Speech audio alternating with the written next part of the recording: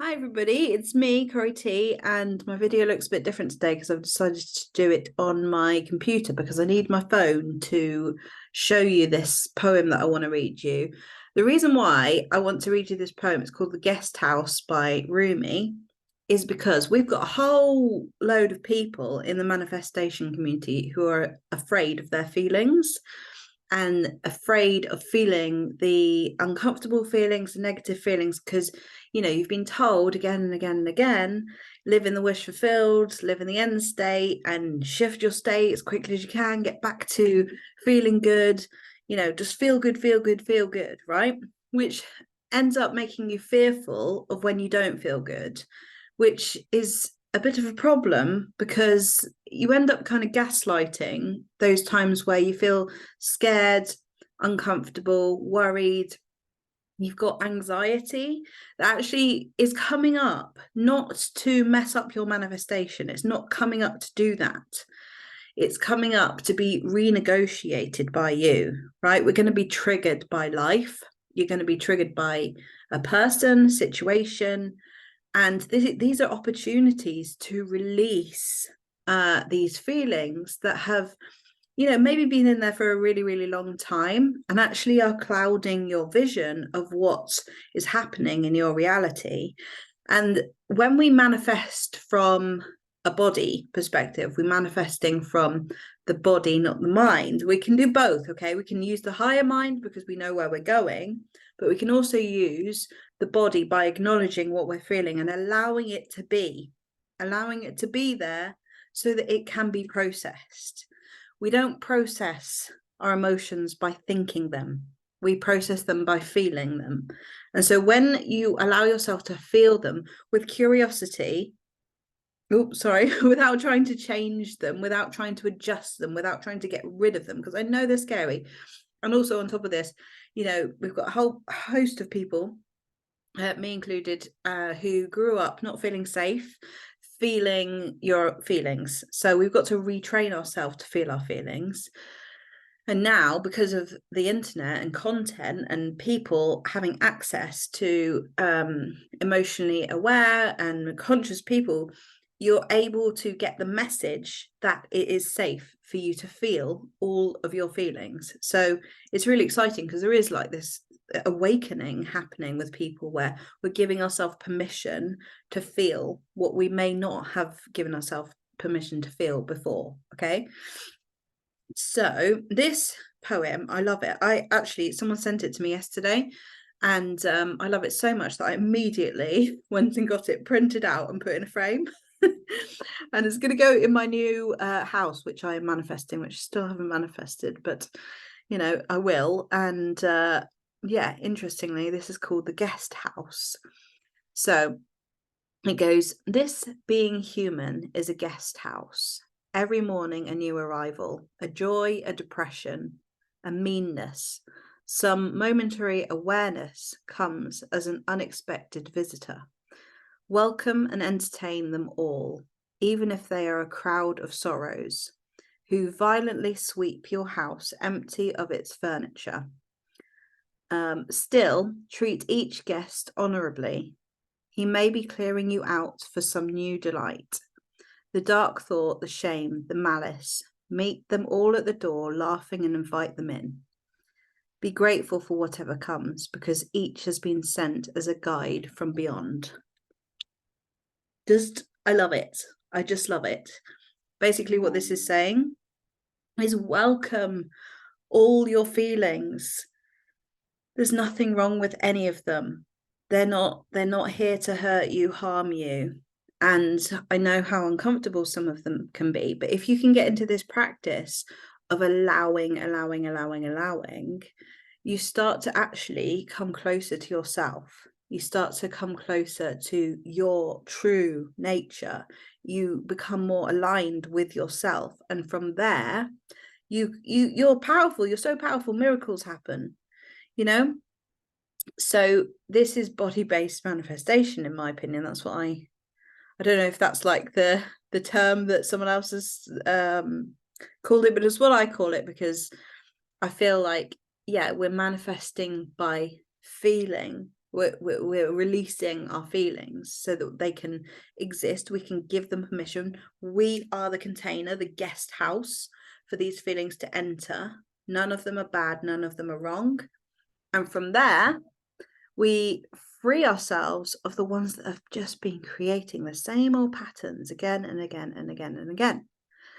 And in relationships, this can, be in the form of like anxiety and worrying that you'll never hear from someone again, or things like this. And you get those sensations and you might feel hopeless. You might feel like this is never going to happen. Be with the hopelessness. Be with it. It will not last. It will go. You will move on from this feeling. Feelings inevitably change. That's what they do. And when it does, notice that it's gone and it's shifted. And if that means you need to cry, you cry.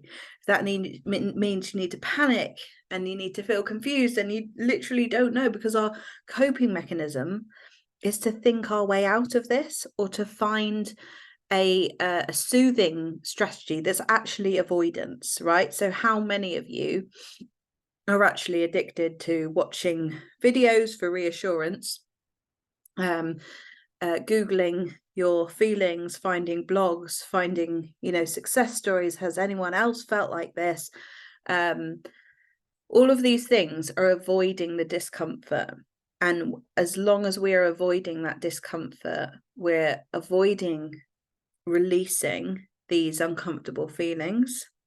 And I know that this might be confusing to hear if you've been listening to lots of videos about living in the end. This doesn't mean that you can't live in the end, but you're more likely to get to living in the end when you have released these feelings.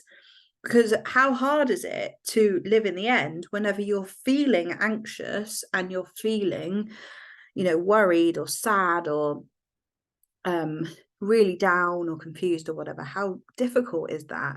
It's really difficult to imagine that everything's going to be okay and that, you're going to create the thing that you want when you have those feelings. And it creates this disconnect with the mind and the body. And if we're not careful, we can create this cognitive dissonance, right? And that's really uncomfortable. The brain doesn't like that. And it can go into a freeze state or shut down. And so basically, what I'm saying in essence is allow yourself to feel and don't be afraid of anything. And I know that sometimes you're going to feel frustrated because that feeling that you have might be there for a while. It's not going to go by you sitting and allowing it immediately. It might, but it might not. And the goal is not to get rid of it, okay? The goal is to allow it the space and the time to be there and do what it needs to do. So I was giving this example to the Conscious Creators Masters Academy the other day of when I was 5, I used to have this really horrible dream, and I used to wake up in the middle of the night and the next day, and I'd have this horrible feeling, like this terror or this dread. And it was a recurring feeling, a recurring dream that I kept having. And I didn't have the cognitive ability to go, what does this mean? When will this feeling go away? How can I get rid of it? All of those questions that the mind would later create as I became more and more, able with my thinking. But instead, what I remember doing was going, oh, I don't like this feeling. What is that? And just being with it and actually getting really quiet and maybe sitting still and being curious about it. Like, what's this feeling? And embodying it in some way, and it would just go. I'd end up going and playing with my Barbie house, or going into the garden, and it would go. It would just come and it would go. So I didn't have the self-protective mechanisms that I do now of thinking, oh no, what does this mean? When is it going to go away? Oh no, I shouldn't be feeling like this. There's something wrong with me.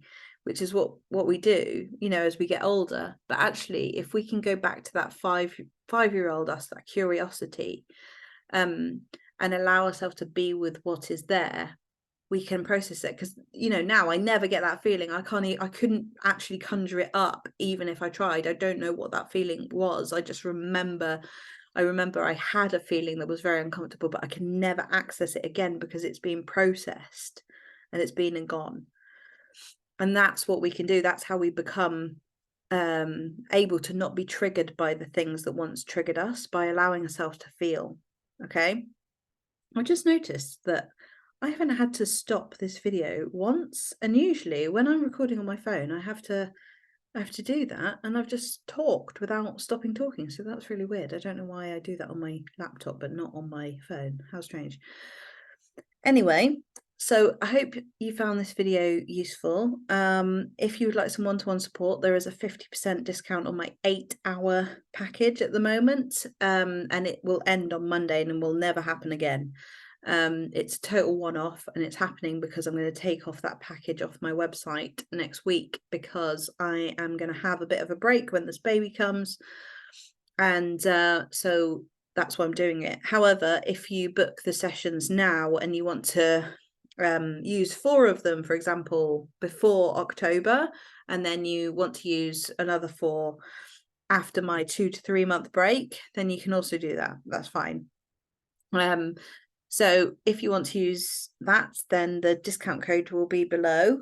And thanks for watching, everyone, and I'll see you in the next video. Bye.